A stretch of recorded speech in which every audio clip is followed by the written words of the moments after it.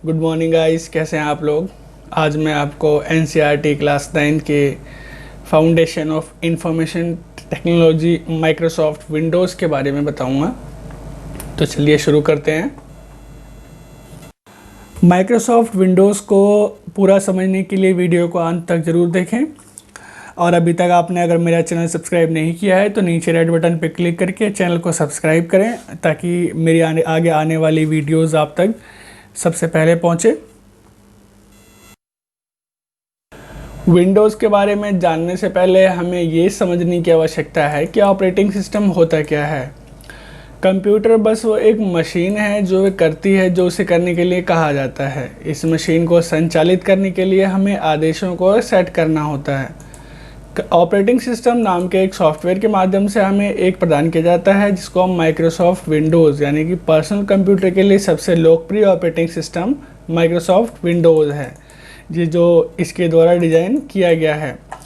किसके द्वारा डिज़ाइन किया गया है? ये माइक्रोसॉफ्ट कॉर्पोरेशन यूएस, इसलिए एमएस विंडोज़ है इसका नाम। ये ऑपरेटिंग सिस्टम बहुत ही आसान है यूज़र्स के लिए, लेकिन इसके जो शक्तिशाली इंटरफेस हैं, पर GUI यानी कि ग्राफिकल यूज़र इंटरफेस है, इसकी बहुत सारी विशेषताएं हैं। जैसे फर्स्ट है हमारा समझने और उपयोग में आसान।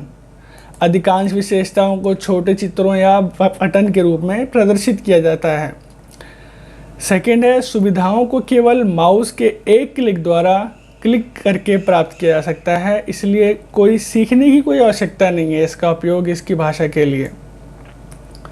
थर्ड है कि हम एक साथ एक से अधिक एप्लीकेशन पे काम कर सकते हैं। फोर्थ है ऑपरेटिंग सिस्टम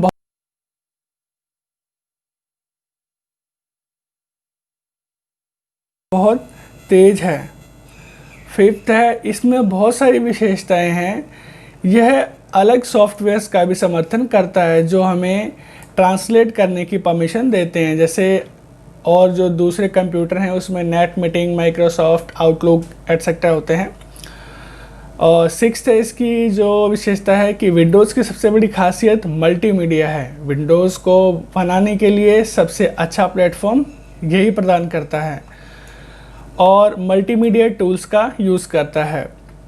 सेवंथ है एमएस विंडोज़ के बहुत सारे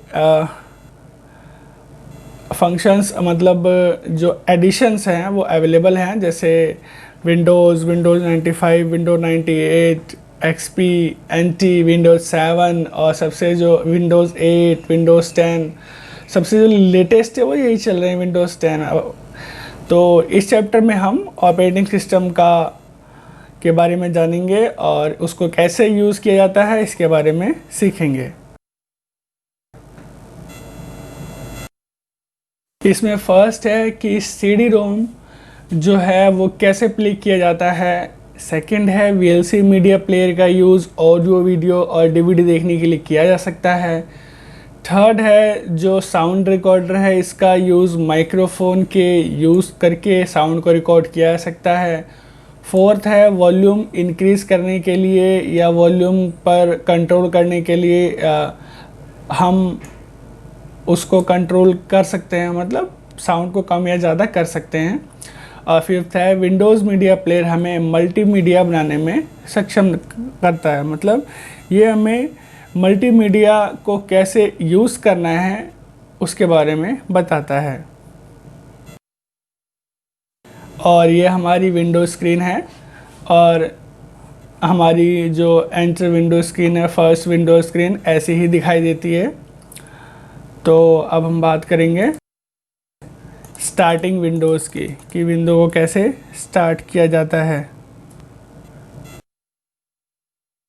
स्टार्टिंग विंडोज़, जैसे हम विंडोज़ स्टार्ट करते हैं, जो हमने लास्ट फिगर जो कि 6.3 में हमने देखा कि एक स्क्रीन के सामने ही वीडियो दिखाई देता है। ये स्क्रीन को डेस्कटॉप कहा जाता है। इस पर कुछ छोटे छोटे ये फिगर्स हैं जिनको हम आइकन्स बोलते हैं। एप्लीकेशन और आइकन इन्हें हम कहते हैं। और स्क्रीन के सबसे नीचे छोर पे ये जो क्षैतिज पट्टी है, इसे हम टास्क बार कहते हैं। और ये प्रारंभिक बटन, इसको हम विंडोज़ बार भी कह सकते हैं। और ये जो प्रारंभिक बटन है स्टार्टिंग में, इसको हम स्टार्ट मेन्यू बोलते हैं। और इसके द्वारा हम अन्य प्रोग्राम्स ओपन कर सकते हैं। हम एक विंडो को छोटा या बड़ा भी कर सकते हैं मैक्सिमाइज या मिनिमाइज के द्वारा। ये जो लास्ट में ऑप्शंस हैं, इसके थ्रू जब भी हम फिर से इसे खोलना चाहते हैं, हम विंडो बटन पर क्लिक करके इसको टास्क बार से खोल सकते हैं।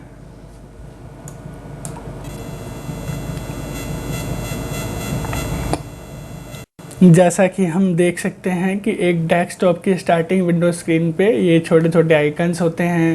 ये टास्क बार है, स्टार्ट बटन है, ये टास्क बार पूरा होता है। और ये हिडन फाइल्स यहाँ पे होती हैं, डेट एंड टाइम यहाँ शो करता है। तो इस तरीके से हम एक डेस्कटॉप की आइकन को प्रदर्शित कर सकते हैं। और हम ये जान सकते हैं कि एक डेस्कटॉप की स्टार्टिंग विंडोज़ पे क्या क्या होता है। और जब आवश्यक होता है तो टूल बार को टास्क बार में जोड़ सकते हैं हम, और किसी भी एप्लीकेशन को शॉर्टकट बना सकते हैं।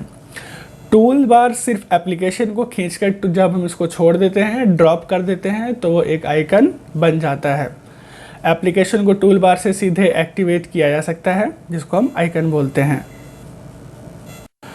कीप ट्रैक ऑफ विंडोज़, जितने भी प्रोग्राम्स, फाइल्स, फोल्डर्स या जितने भी चीज़ें होती हैं टास्क बार पे, उनको हम आज छोटे आइकन्स के रूप में भी देखते हैं।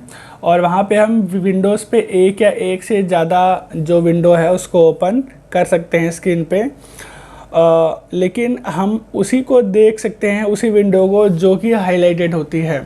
फॉर एग्ज़ाम्पल के तौर पे अगर एक वर्ड डॉक्यूमेंट ओपन है तो टास्क बार में नोटपैड का जो आइकन है वो हाईलाइटेड दिखाई देगा, जैसा कि फिगर नंबर 6.5 में दिखाई दे रहा है। तो इसको हम कहेंगे जो टास्क बार में जो फाइल ओपन है वो हाईलाइटेड दिखाई देती है। जब भी हम माउस को मूव करते हैं तो टास्क जो छोटे छोटे आइकन्स है वो रिस्पॉन्स देते हैं, तो जिसको हम थंबनेल बोलते हैं। अगर हम बहुत सारे डॉक्यूमेंट एक जैसे होंगे तो उसमें हम उसके टास्क बार को W के साथ प्रेस करके हम उसको बारी बारी से देख सकते हैं। स्टार्ट मेन्यू, जो स्टार्ट मेन्यू बार है वो स्टार्ट मेन्यू शो, जैसा कि फिगर नंबर 6.6 में दिया हुआ है। एक हम उसको फ्रिक्वेंटली स्टार्ट मेन्यू पे क्लिक करके हम उसको खोल सकते हैं। कैसे? जैसे राइट क्लिक करेंगे आइकन पे और उसको पॉपअप मेन्यू में जाके स्टार्ट मेन्यू पर पिन कर देंगे, तो वो स्टार्ट मेन्यू बटन पे वो आराम से सेट हो जाएगा। और कंप्यूटर में सारे के सारे जो एप्लीकेशन है उनको देखने के लिए हमें ऑल प्रोग्राम पे क्लिक करना पड़ेगा, और हमारे पास एक एप्लीकेशन की लिस्ट आ जाएगी जिसमें फ़ाइल और फोल्डर्स दिखाई देंगे और बहुत सारी डायरेक्टरी भी दिखाई देगी। डायरेक्टरी क्या होती है? फाइल्स के अंदर बहुत सारी फाइल्स जब होती हैं तो उसको हम डायरेक्टरी कहते हैं। तो इस तरीके से हम फाइल या फोल्डर या अपने सारे के सारे एप्लीकेशंस को विंडो स्क्रीन पर देख सकते हैं। सर्च स्टेप क्या होता है? जब हम कोई भी फाइल, फोल्डर या एप्लीकेशन वगैरह ढूंढते हैं अपने कंप्यूटर में, अगर वो कंप्यूटर में है तो वो हमारे सर्च टैब में आ जाएगा। सर्च कैसे किया जाता है? तो सबसे पहले सर्च बॉक्स पर टाइप करते हैं, उसको एंटर करते हैं और एक लिस्ट खुल जाती है हमारे पास कि हमारे पास वो जो भी एप्लीकेशन हम ढूंढ रहे हैं वो है या नहीं है, और अगर है तो वो आ जाता है और उस पर क्लिक करने के बाद वो ओपन हो जाता है। ऑन स्टार्ट मेन्यू, तो स्टार्ट मेन्यू में डिफ़ॉल्ट रूप से आमतौर पर विंडोज 7 में ये सारे फाइल या फोल्डर देखे जा सकते हैं, जिसमें यूज़र होता है। यूज़र में मतलब जो भी हमारी पर्सनल फाइल्स होती हैं, जो भी हम डाटा अपना रखते हैं, डॉक्यूमेंट्स होते हैं, पिक्चर्स अवेलेबल होती हैं, या तो डाउनलोडेड हैं या तो कंप्यूटर की पिक्चर्स हैं। म्यूज़िक होता है, जो भी हमने कंप्यूटर में या तो डाउनलोड किया है या हमने ऑलरेडी वहाँ पे कॉपी की हुई है या हमने कोई स्टोर किया हुआ है। गेम्स होती हैं और कंप्यूटर की डिवाइसेस से जुड़े बहुत सारे फंक्शंस होते हैं जो भी हमारी आउटपुट डिवाइसेस होती हैं, और जैसे कि प्रिंटर, जॉयस्टिक वगैरह यदि हम कंप्यूटर से जोड़ते हैं तो वो भी इसमें शो करेगा। कंट्रोल पैनल कंप्यूटर की एक्सेसिबिलिटी और सिक्योरिटी को मैनेज करता है, और डिवाइस एंड प्रिंटर्स जो भी हम बाहर से अटैच करते हैं कंप्यूटर में उन्हें कैसे मैनेज करना है वो सारा डिवाइस एंड प्रिंटर्स में शो होगा। डिफ़ॉल्ट प्रोग्राम्स क्या होते हैं, जैसे कि इंटरनेट सर्फिंग, ईमेलिंग, म्यूज़िक सुनना, ये सारे डिफ़ॉल्ट प्रोग्राम्स में आते हैं। और हेल्प एंड सपोर्ट, अगर हमें किसी चीज़ की हेल्प एंड सपोर्ट चाहिए तो हर सॉफ्टवेयर के लास्ट में हेल्प का ऑप्शन होता है, चाहे वो कोई भी एप्लीकेशन हो, वहाँ पे हम क्लिक करके अगर हमें किसी चीज़ को यूज़ करने में प्रॉब्लम हो रही है तो वहाँ से हम हेल्प ले सकते हैं। एक्टिव डेस्कटॉप, यानी कि डेस्कटॉप की जो स्क्रीन है उसको ये जो नीचे स्टेप्स दिए हुए हैं इसको कैसे चेंज किया जा सकता है। सबसे पहले स्टार्ट बटन पे क्लिक करेंगे, कंट्रोल पैनल में जाएंगे और वहाँ पर हमें कैटेगरी दिखाई देगी, और वहाँ पे कैटेगरी में लार्ज आइकन और स्मॉल आइकन होगा। वहाँ पे क्लिक करने के बाद हम आइकन्स को छोटा या बड़ा करके देख सकते हैं कंट्रोल पैनल से। और वहाँ पे क्लिक करेंगे अपीयरेंस और पर्सनलाइजेशन में, और हम उसकी थीम को, विंडो के कलर को, विंडो के बैकग्राउंड को, साउंड को, स्क्रीन को, सबको एक ही बार में चेंज कर सकते हैं। फ्रेम क्या होता है, विंडो होती है, इसको हम फ्रेम कहते हैं। ये जो बाहर का कंप्यूटर का बॉर्डर है इसको चेंज किया जा सकता है, इसको खींच के छोटा या बड़ा कर सकते हैं। और फ्रेम का यूज़ करके जब हम माउस के पॉइंटर को विंडो के फ्रेम पे रखते हैं तो ये डबल हेडेड एरो बन जाता है, मतलब चारों तरफ से एरो बन जाता है, और इसको हम खींच के मतलब ड्रैग करके हम इसके विंडो के फ्रेम को छोटा या बड़ा कर सकते हैं। तो जो विंडोज़ 7 है उसके जो यूज़र हैं वो एक साथ कई विंडो पे काम करने की अनुमति देता है, और जब हम किसी भी विंडो को ओपन करते हैं उस पर काम करते हैं, जैसा कि फिगर नंबर 6.13 में दिखाया गया है। तो डेस्कटॉप पे 3 विंडो खोली गई हैं। यहाँ पे डिफ़ॉल्ट रूप से जो विंडोज़ के फ्रेम है, विंडोज़ 7 में जो ट्रांसपेरेंट ग्लास है, ताकि हम देख सकते हैं कि विंडो के पीछे क्या है।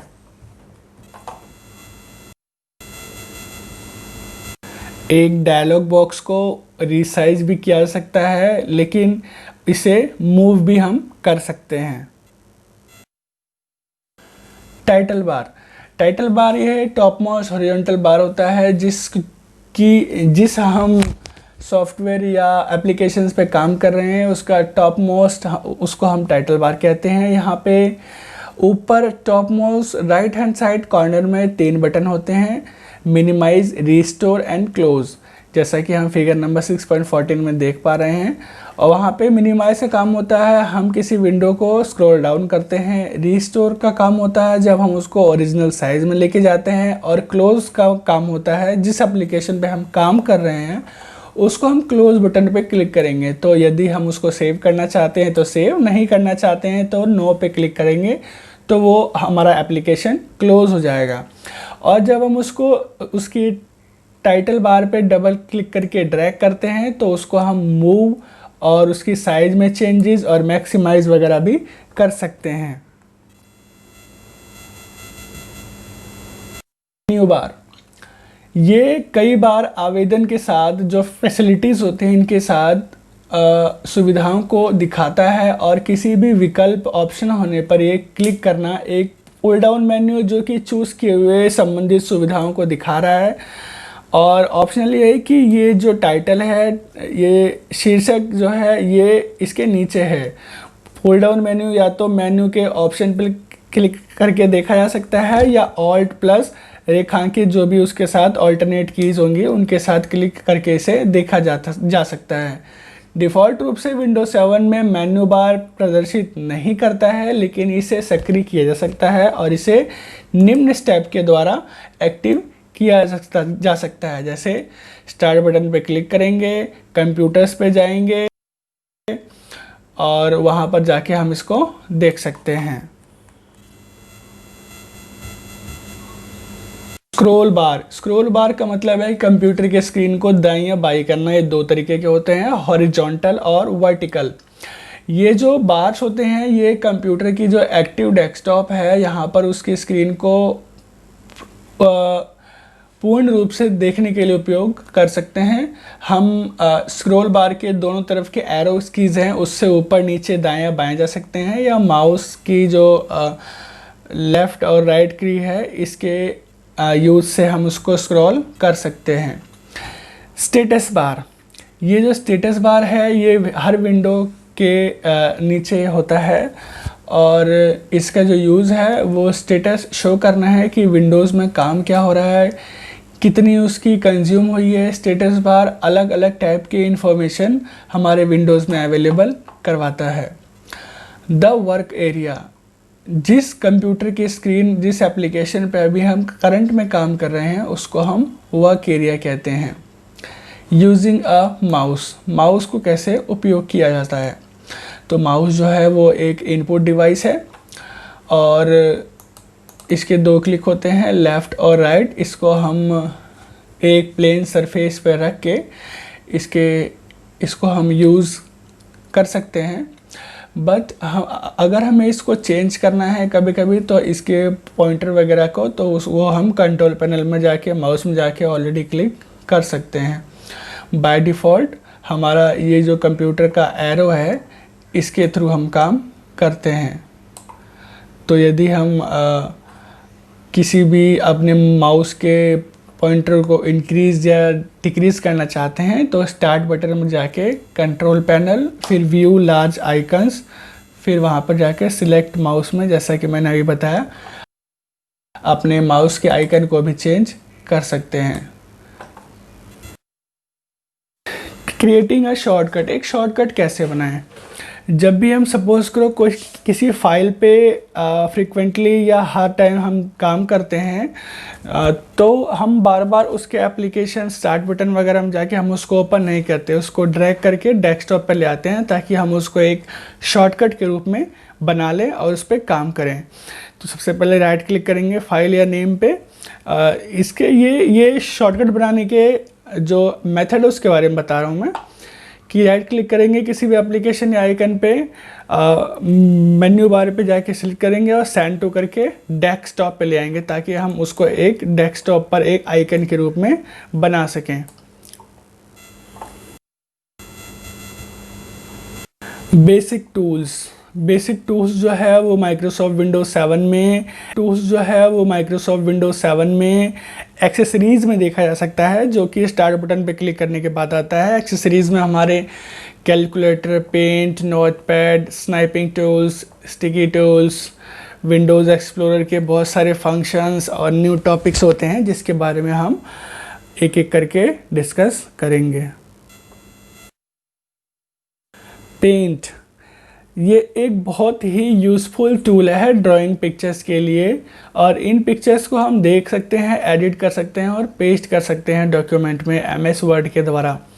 तो हम MS पेंट को कैसे स्टार्ट कर सकते हैं, तो स्टार्ट बटन पे जाएंगे, प्रोग्राम्स में जाएंगे, एक्सेसरीज़ में जाएंगे, फिर हम पेंट पर क्लिक करेंगे। तो जैसा कि फिगर नंबर 6.21 में दिखाया है कि कैसे हम इसको ओपन कर सकते हैं। इसमें टाइटल बार होता है जो कि डॉक्यूमेंट के नेम को शो करता है।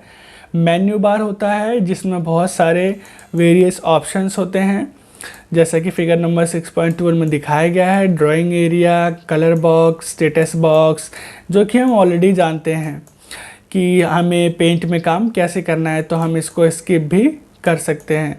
वर्किंग विद डिफरेंट टूल्स जो हैं, ब्रशेस जो हैं हमारे, और ड्राइंग शेप्स जो हैं, इसके बारे में हमने ऑलरेडी काम किया हुआ है। इरेजर को कैसे यूज़ करना है, किसी भी टेक्स्ट को कैसे एंटर करना है, किसी भी टूल को सिलेक्ट करके उसे कैसे यूज़ करना है। कटिंग विद डिफरेंट टूल्स जो हैं, ब्रशेस जो हैं हमारे, और ड्राइंग शेप्स जो हैं, इसके बारे में हमने ऑलरेडी काम किया हुआ है। इरेजर को कैसे करना है, किसी भी टेक्स्ट को कैसे एंटर करना है, किसी भी टूल को सिलेक्ट करके उसे कैसे यूज़ करना है, कट, कॉपी या पेस्ट कैसे करना है, किसी भी आइकन या फिर किसी भी आइकन तो नहीं, लेकिन किसी भी हमारे जो वर्किंग एरिया में कोई फिगर है, कोई पिक्चर है, उसको हम रीसाइज कैसे कर सकते हैं, इसके बारे में हमने ऑलरेडी पढ़ा हुआ है लास्ट क्लासेस में। और किसी भी ऑब्जेक्ट को कैसे रोटेट करते हैं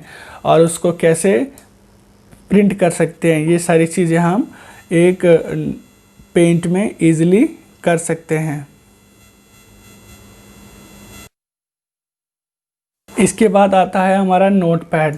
नोटपैड एक टेक्स्ट एडिटर टूल है जो कि हम उसमें टेक्स्ट को एडिट कर सकते हैं, देख सकते हैं और फाइल क्रिएट कर सकते हैं। इसके जो एक्सटेंशन है वो .txt में काम करता है, और जो पेंट है हमारा उसका एक्सटेंशन होता है .bmp बिटमैप पिक्चर।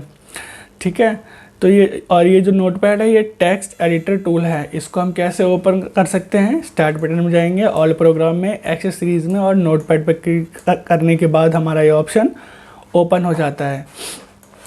तो नोटपैड में हमारा यहाँ पे दिया हुआ है कि एक फाइल मेन्यू में कौन कौन से ऑप्शंस होते हैं। तो फाइल मेन्यू में न्यू यानी कि कोई भी न्यू डॉक्यूमेंट ओपन करना, ओपन किसी भी सेव की हुई फाइल को ओपन करना, सेव करंट में हम जिस फाइल पे काम कर रहे हैं उसको सेव करना, और सेव एज किसी भी सेव की हुई फाइल को दोबारा से एक नाम देना, उसको सेव एज में जाके करेंगे। पेज सेटअप में हम जाके किसी भी पेज की को एडजस्ट कर सकते हैं कि जैसा हमें उसको प्रिंट के रूप में प्राप्त करना है। प्रिंट बटन का काम होता है डॉक्यूमेंट को प्रिंट करना, और एग्जिट का काम होता है कि जिस करंट सॉफ्टवेयर में हम लोग काम कर रहे हैं वहाँ से एग्जिट करना। अब हम देखेंगे कि एडिट बटन में क्या क्या होता है। एडिट बटन में कट, कॉपी, पेस्ट ये तो हम जानते ही हैं। डिलीट मतलब सारा डिलीट करना, और ये Ctrl+A सिलेक्ट करने के द्वारा होता है। फाइंड बटन का काम होता है किसी भी हमारा पेज पे कोई भी वर्ड ढूंढना हो तो उसके लिए हम फाइंड बटन का यूज़ करेंगे। रिप्लेस का काम होता है कोई भी, जैसे हमारे डेस्कटॉप पे वर्किंग एरिया में कोई ऐसा वर्ड है जो बहुत बार है और उसको हम चेंज करना चाहते हैं, तो रिप्लेस बटन पर जाके हम उसको चेंज कर सकते हैं।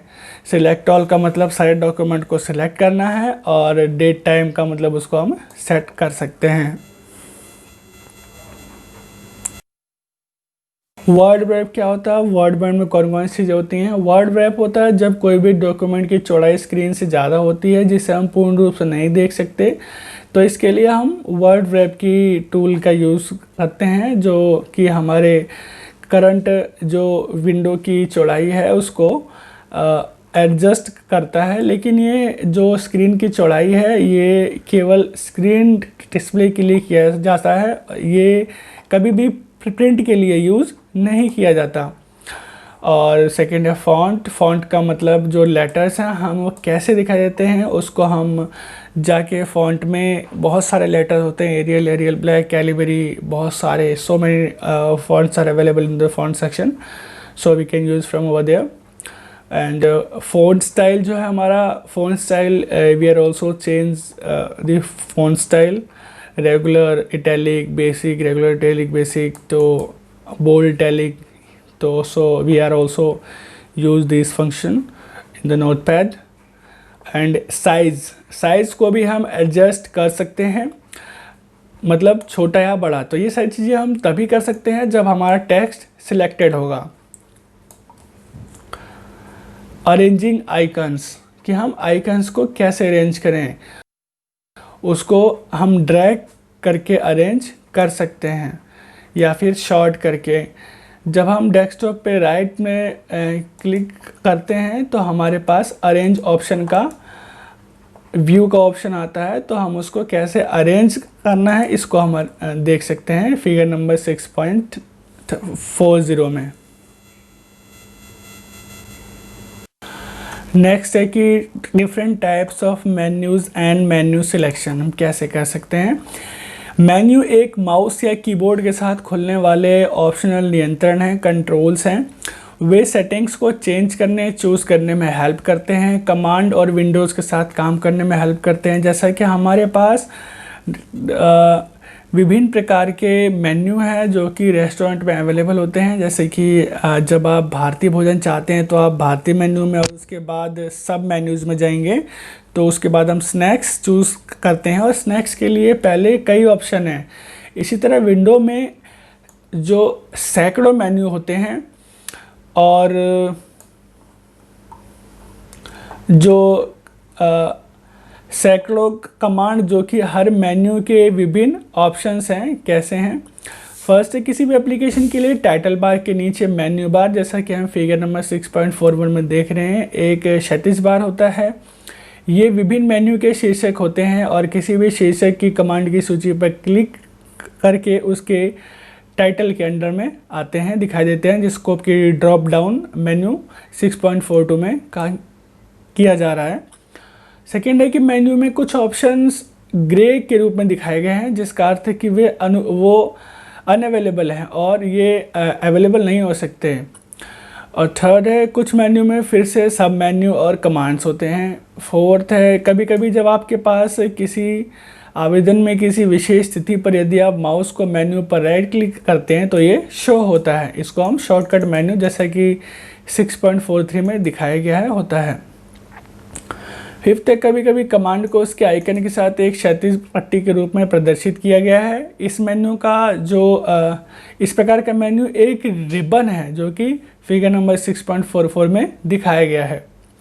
सिक्स्थ है कि यदि मेन्यू बार में एक विकल्प के साथ एक तीर का निशान है तो इसका मतलब कि यह एक सब मेन्यू है, एक अदर ऑप्शन है। इसके 3 डॉट्स इसके सामने, इसका मतलब है कि विकल्प के आगे आपको कि इसके बारे में और अधिक जानना है तो इस पर क्लिक करें। इसका मतलब ये है।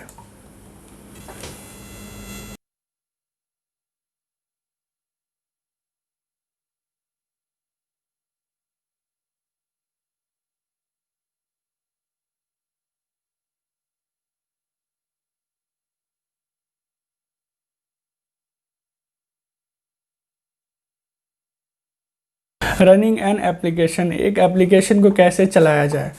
तो एक एप्लीकेशन को एग्जीक्यूट किया जाता है कैसे, तो इन मेथड्स को फॉलो करें। डबल क्लिक करें किसी भी आइकन पे, या फिर किसी भी आइकन को राइट क्लिक करें और मेन्यू का सिलेक्ट ऑप्शन सेलेक्ट करें, या फिर स्टार्ट बटन पर जाएं, ऑल प्रोग्राम में जाएं, एक्सेसरीज में जाएं, या उस प्रोग्राम को रन करें। और अब भी नहीं तो किसी भी ओपन बॉक्स में जाए एप्लीकेशन के, वहाँ पर टाइप करें ओपन बॉक्स और ओके पर क्लिक करेंगे तो हमारा एक रन बॉक्स ऑप्शन ओपन हो जाएगा, जिसमें हम टाइप करके सॉफ्टवेयर या एप्लीकेशन का नाम उसको ओपन कर सकते हैं। डेट टाइम कैसे सेट करना है, हमें नीचे टास्क बार के right hand side left corner में डेट एंड टाइम दिया होता है, उस पर क्लिक करेंगे तो हमारा डेट एंड टाइम का ऑप्शन स्टार्ट हो जाएगा। वहाँ पर जाके हम डेट और टाइम की सेटिंग्स को चेंज कर सकते हैं। और GMT 5:30 जो हमारा दिल्ली, चेन्नई, कोलकाता, मुंबई का एक मानक समय है, जिसको हम मतलब ओवरऑल वर्ल्ड में 5:30 GMT के रूप में यूज़ करते हैं।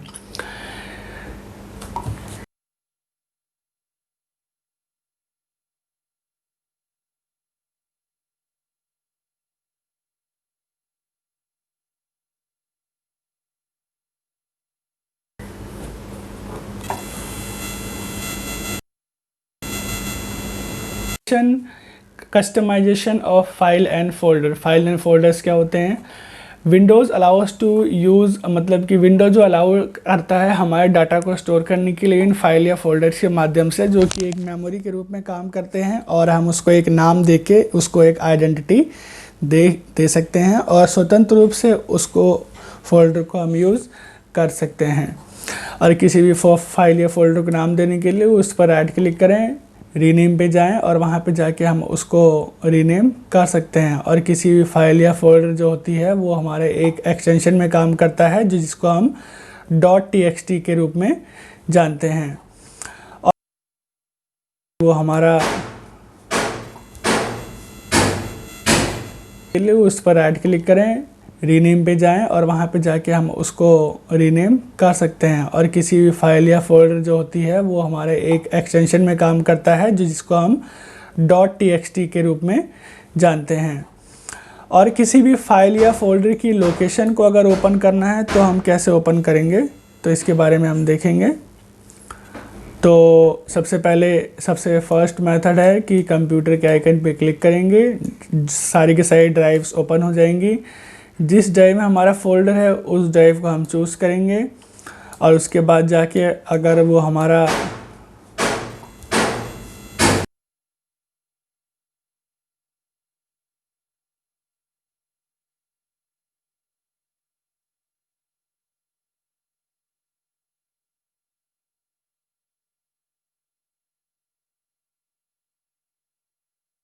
कि स्टार बटन पे क्लिक करेंगे, सर्च बॉक्स पे जाएंगे और उस फाइल या फोल्डर का नाम जो भी है लिखेंगे तो वो हमारा हो जाएगा। इसमें भी हमारा कॉपी एंड पेस्ट का यूज़ हम कर सकते हैं। कॉपी की कमांड है कंट्रोल सी, पेस्ट की कमांड है कंट्रोल वी और कट की है कंट्रोल एक्स। इसके लिए मैं अलग से एक वीडियो बना दूंगा शॉर्टकट की इसके ऊपर। तो ठीक है, हम आगे बढ़ते हैं।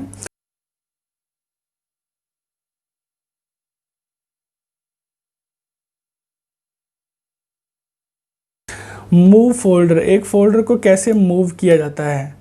क्लिक करेंगे और उसको जहाँ भी लेके जाना है उसको हम ड्रॉप कर। फोल्डर, एक फोल्डर को कैसे मूव किया जाता है, तो इसके दो मेथड हैं। फर्स्ट मेथड है कट और पेस्ट के द्वारा, कट करेंगे और कहीं जाकर पेस्ट कर देंगे आइकन के ऊपर।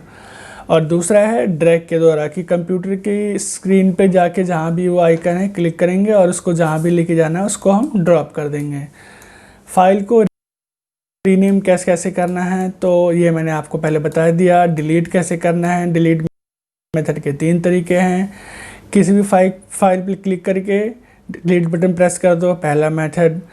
उसको ड्रॉप डाउन करके रिसाइकल बिन में डाल दो, दूसरा मेथड। और उसको कंट्रोल ए करके डिलीट दबा दो, तीसरा मेथड। ये तो 3 मेथड हैं।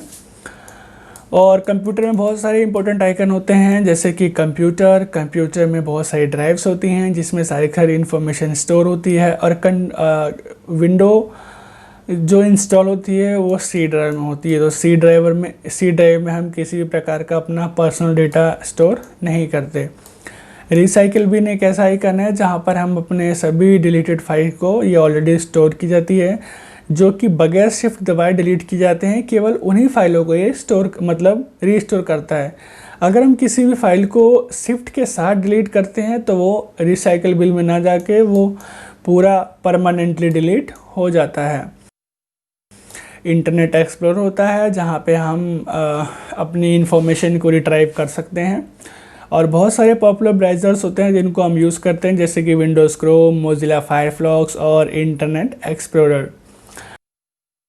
कंट्रोल ऑप्शन होता है जहाँ पर हम मैक्सिमाइज़, मिनिमाइज़ या रीस्टोर वगैरह के ऑप्शंस अवेलेबल होते हैं। कंट्रोल ऑप्शन होता है जहाँ पर हम मैक्सिमाइज़, मिनिमाइज़ या रीस्टोर वगैरह के ऑप्शंस अवेलेबल होते हैं।